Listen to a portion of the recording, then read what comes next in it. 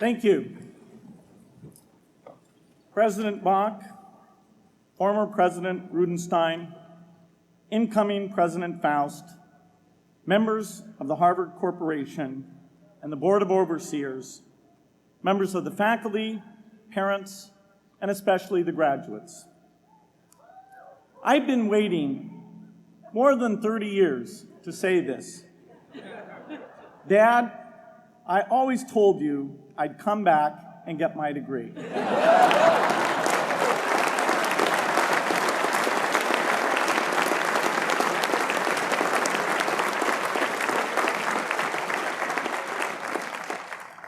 I want to thank Harvard for this honor. I'll be changing my job next year, and it will be nice to finally have a college degree on my resume. I applaud the graduates for taking a much more direct route to your degrees. For my part, I'm just happy that the Crimson called me Harvard's most successful dropout. I guess that makes me valedictorian of my own special class.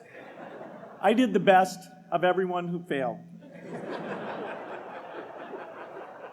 But I also want to be recognized as the guy who got Steve Ballmer to drop out of business school.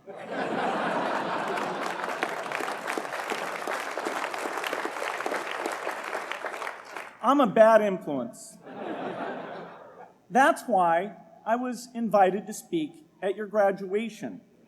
If I'd spoken at your orientation, fewer of you might be here today.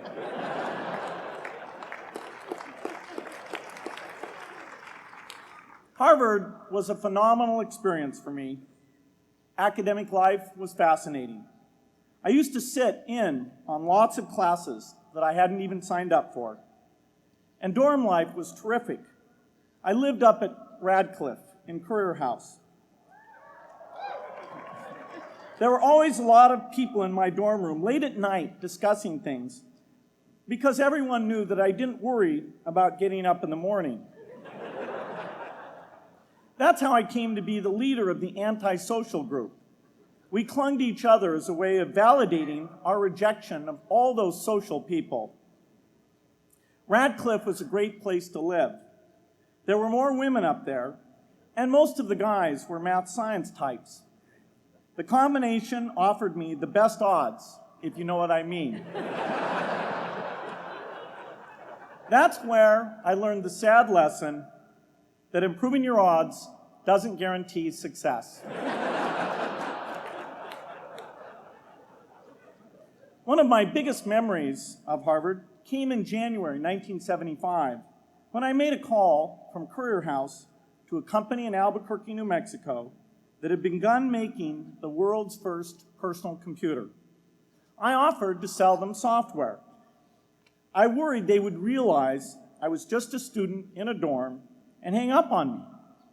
Instead, they said, "We're not quite ready. Come see us in a month," which was a good thing because we hadn't written the software yet. From that moment, I worked day and night on the extra credit project that marked the end of my college education and the beginning of a remarkable journey with Microsoft. What I remember above all about Harvard was being in the midst of so much energy and intelligence. It could be exhilarating, intimidating, sometimes even discouraging, but always challenging. It was an amazing privilege, and though I left early, I was transformed by my years at Harvard, the friendships I made, and the ideas I worked on. But taking a serious look back, I do have one big regret. I left Harvard with no real awareness of the awful inequities in the world, the appalling disparities of health and wealth and opportunity that condemn millions of people to lives of despair. I learned a lot here at Harvard about new ideas in economics and politics. I got great exposure to the advances being made in the sciences. But humanity's greatest advances are not in its discoveries, but in how those discoveries are applied to reduce inequity.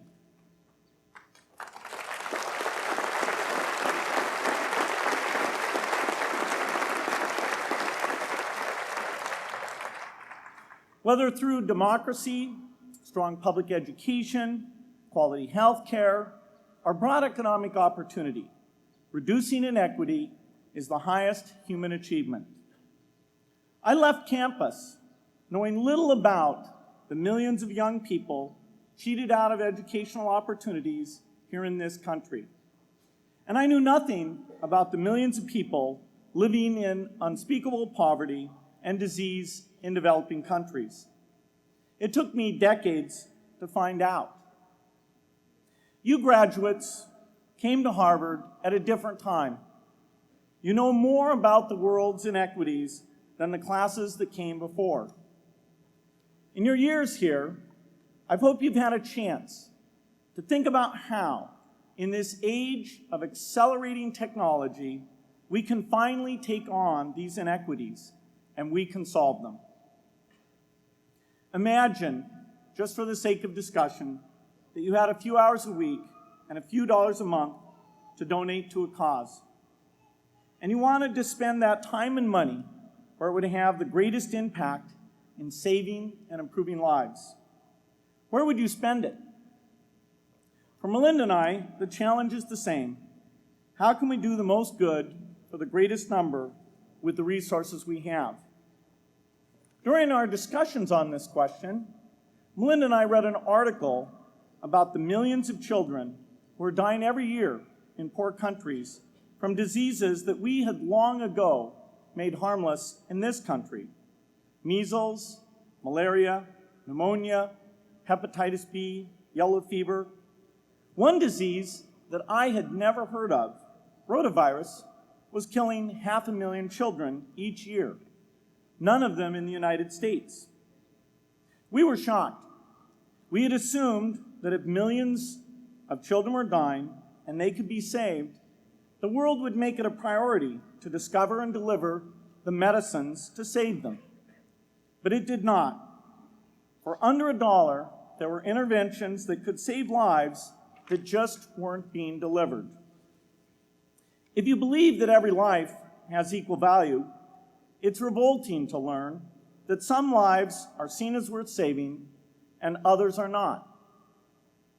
We said to ourselves, this can't be true, but if it is true, it deserves to be the priority of our giving.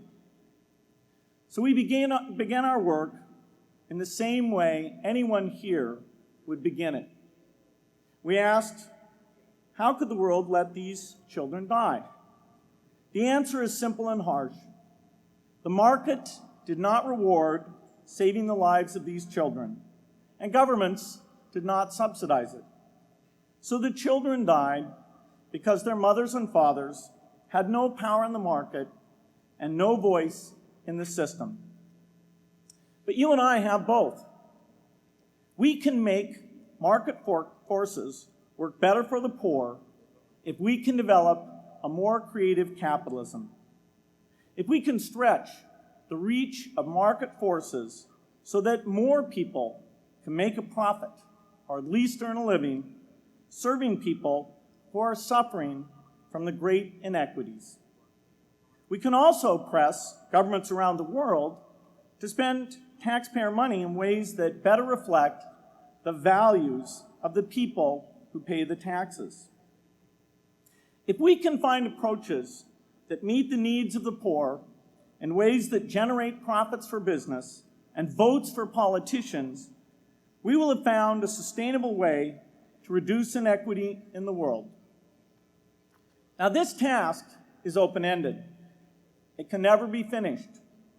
But a conscious effort to answer this challenge can change the world. I'm optimistic that we can do this.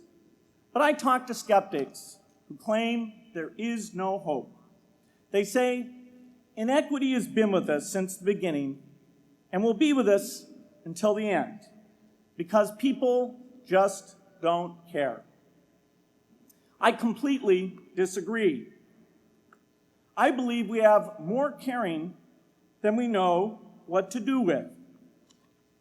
All of us here in this yard, at one time or another, have seen human tragedies that broke our heart, and yet we did nothing, not because we didn't care, but because we didn't know what to do.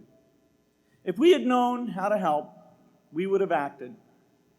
The barrier to change is not too little caring. It is too much complexity. To turn caring into action, we need to see a problem, see a solution, and see the impact. But complexity blocks all three steps.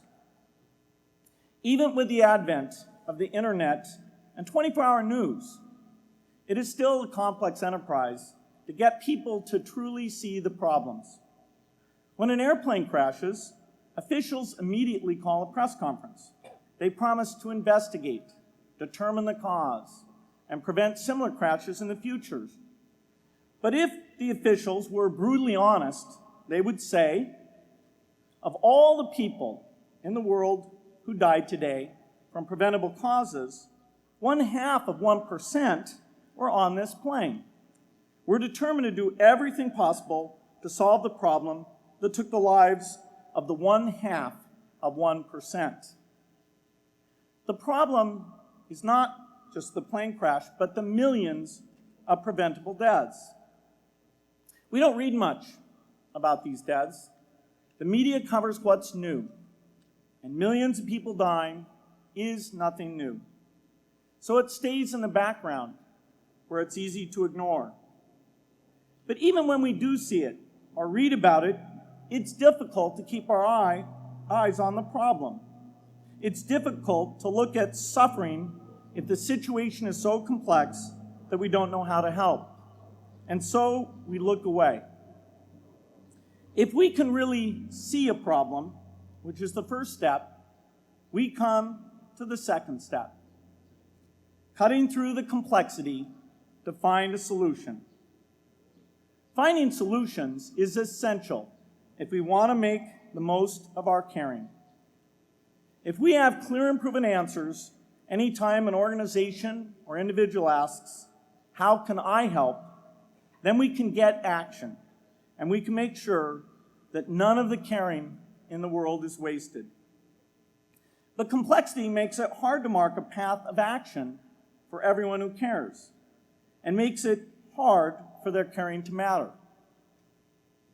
Cutting through complexity to find solutions runs through 4 predictable stages. Determine a goal, find the highest impact approach, deliver the technology ideal for that approach, and in the meantime, use the best application of technology you already have. Whether it's something sophisticated like a new drug or something simple like a bed net. The AIDS epidemic offers an example. The broad goal, of course, is to end the disease. The highest leverage approach is prevention. The ideal technology would be a vaccine that gives lifelong immunity with a single dose. So governments, drug companies, and foundations are funding vaccine research. But their work is likely to take more than a decade. So in the meantime, we have to work with what we have in hand, and the best prevention approach we have now is getting people to avoid risky behavior. Pursuing that goal starts the 4-step cycle again. This is the pattern. The crucial thing is to never stop thinking and working, and never do what we did with malaria and tuberculosis in the 20th century, which is to surrender to complexity and quit. The final step, after seeing the problem and finding an approach, is to measure the impact of the work and to share that, success or failure, so that others can learn from the efforts. You have to have the statistics, of course. You have to be able to show, for example, that a program is vaccinating millions more children. You have to be able to show, for example, a decline in the number of children dying from the diseases. This is essential not just to improve the program, but also to help draw more investment from business and government. But if you want to inspire people to participate, you have to show more than numbers.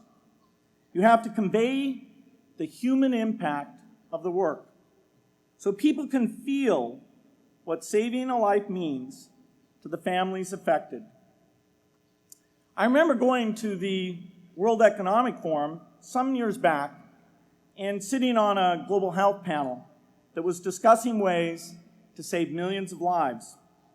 Millions. Think of the thrill if you could save just one person's life, then multiply that by millions. Yet, this was the most boring panel I've ever been on. Ever. So boring, even I couldn't stand it. What made that experience especially striking was that I had just come from an event where we were introducing version 13 of some piece of software, and we had people jumping and shouting with excitement. I love getting people excited about software, but why can't we generate even more excitement for saving lives? You can't get people excited unless you can help them see and feel the impact.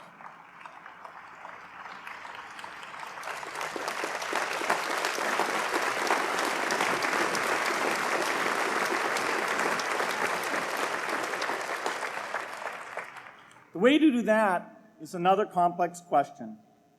Still, I'm optimistic.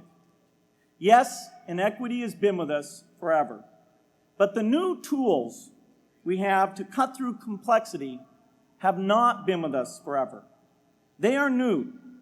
They can help us make the most of our caring, and that's why the future can be different from the past.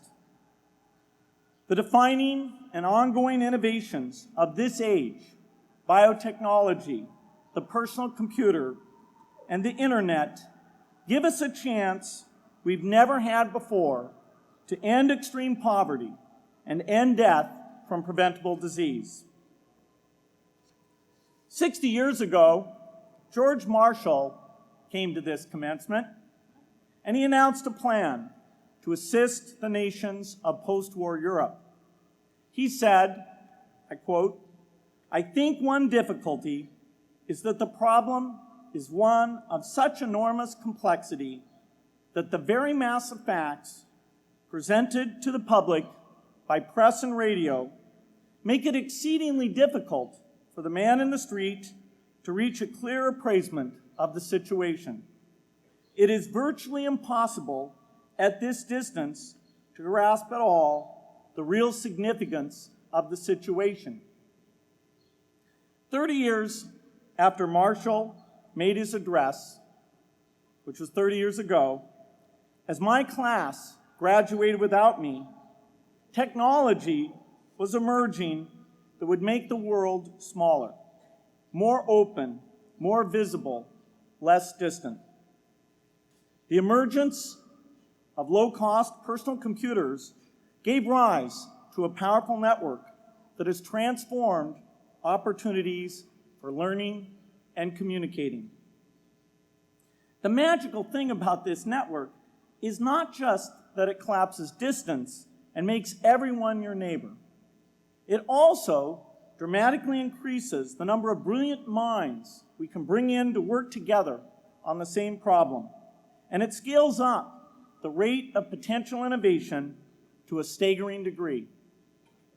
At the same time, for every person who has access to this technology, 5 people don't.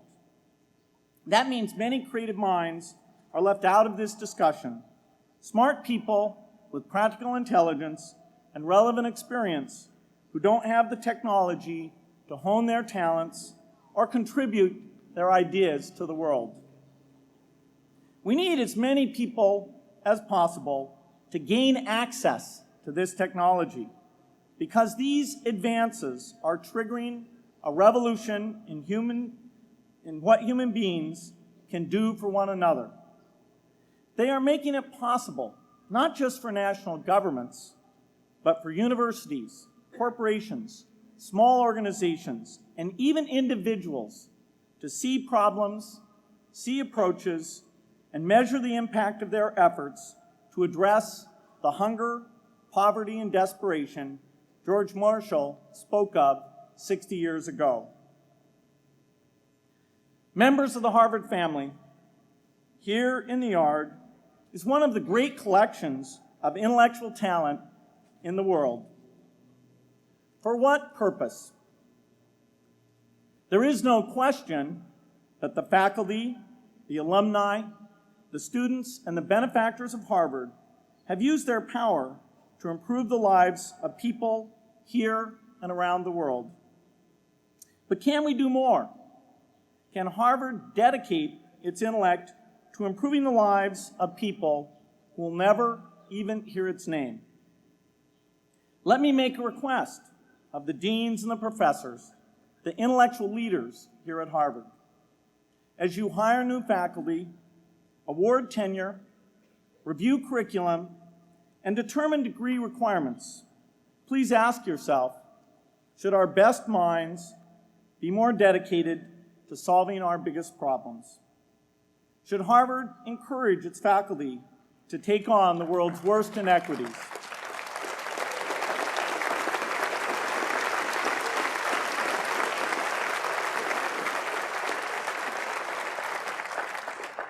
Should Harvard students know about the depth of global poverty, the prevalence of world hunger, the scarcity of clean water, the girls kept out of school, the children who die from diseases we can cure?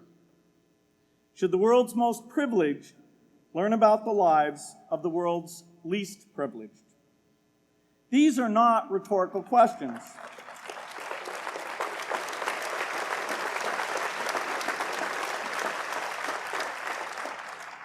You will answer with your policies. My mother, who was filled with pride the day I was admitted here, never stopped pressing me to do more for others. A few days before I was married, she hosted a bridal event at which she read aloud a letter about marriage that she had written to Melinda. My mother was very ill, with cancer at the time, but she saw one more opportunity to deliver her message, and at the close of the letter she said, "From those to whom much is given, much is expected."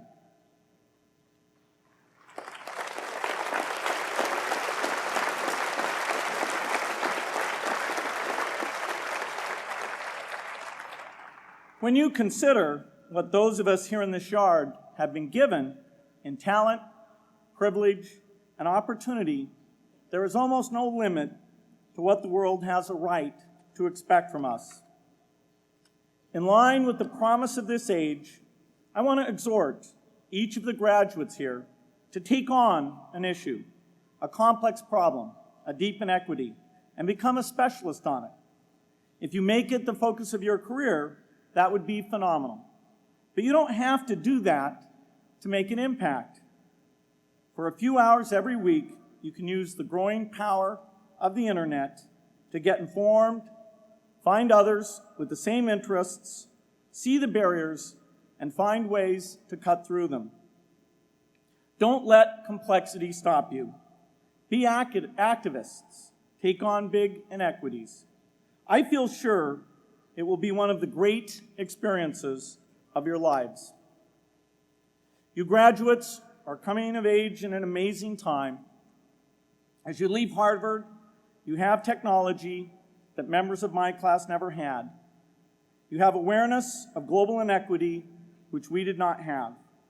And with that awareness, you likely also have an informed conscience that will torment you if you abandon these people whose lives you could change with modest effort. You have more than we had. You must start sooner and carry on longer. And I hope you will come back here to Harvard 30 years from now and reflect on what you have done with your talent and your energy. I hope you will judge yourselves not on your professional accomplishments alone, but also on how well you have addressed the world's deepest inequities, on how well you treated people a world away who have nothing in common with you but their humanity. Good luck.